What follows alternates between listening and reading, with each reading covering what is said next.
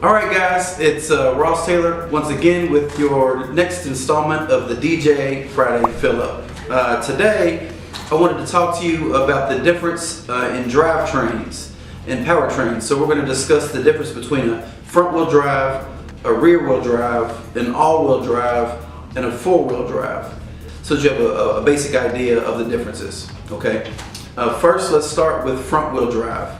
Front-wheel drive is going to be exactly what it sounds like. The power is going to go to the front wheels that drives the vehicle. Front-wheel drives reduce the weight and production cost and improves fuel economy because the engine and the weight of the vehicle is right over top of the tires in the very front of the vehicle.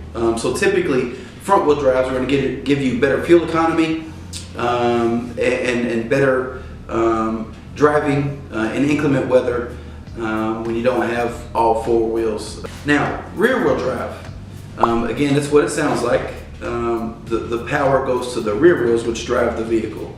Now, how this differs from the front-wheel drive is that it offers better initial starting power and handling because it gives a more distributed 50-50 ratio from the front to the back. Again, the engine and the transfer case are up front, but as you initially start the vehicle, the weight is transferred to the rear. This is why you'll see a lot of your sports cars or luxury cars are going to be rear-wheel drive because it's more geared for handling and performance. Now, two-wheel drive trucks, rear-wheel drive is critical because the back end where the cabin is so light. If it wasn't rear-wheel drive, you'd be driving a truck that leaned up on its front.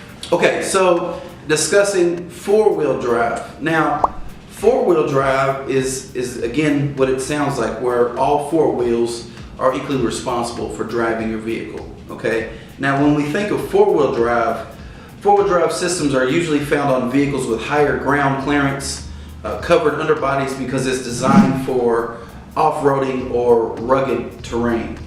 When you think of all-wheel drive, it's the same type of system, but all-wheel drives are typically going to be geared for better driving surfaces like pavement, things of that nature. So those are going to be used more your crossover vehicles, smaller SUVs. And again, four-wheel drive, the difference in the four-wheel drive is it's going to have a lower gear so that for real rugged off-road terrain, you can shift down to that lower gear.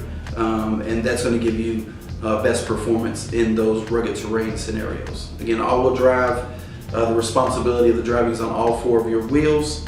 And it's going to be more designed for good handling, good driving, and inclement weather, but on regular driving surfaces. Okay, so that's going to be your difference. Again, not much difference between four-wheel drive and all-wheel drive. It's a subtle difference. Another tip before I go, it's the holiday season, so it's happy holidays from us here at Don Jacobs to you and your family.